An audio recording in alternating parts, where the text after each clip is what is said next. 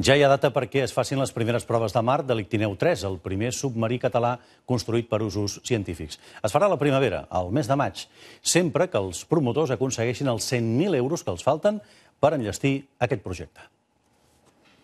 Fa 7 anys era només una maqueta. Ara, l'Ictineu 3, el primer submarí per a usos científics que es construeix a Catalunya i a tot l'Estat, està pràcticament acabat. L'objectiu, començar les proves de mar al mes de maig. Això si el grup de científics que l'impulsen aconsegueixen 100.000 euros en donatius populars. Fins ara ja han rebut aportacions de més de 200 persones i d'una dotzena d'empreses, el nom de les quals figura al carenat del submarí.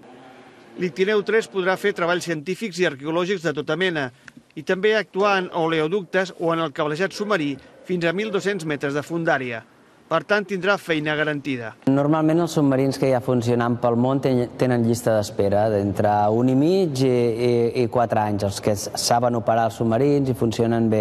Nosaltres amb aquest, que té unes prestacions molt altes i té un rang de profunditat bastant fons, estem convençuts de que trobarem feina. De fet, ja hi ha gent que està interessada en baixar amb aquest submarí. Pensem que en el món aquest serà el número 10, que podrà baixar més profunditat. Inspirat en el projecte de Monturiol, el disseny de l'Ictineu 3 ha revolucionat diferents aspectes dels submarins més clàssics. Anirà propulsat per unes bateries de liti i serà més lleuger que els mateixos de la seva gamma. Aquest fet ha aixecat expectació a França i als Estats Units i un cop acabat i provat es podran vendre components i rèpliques de l'Ictineu 3.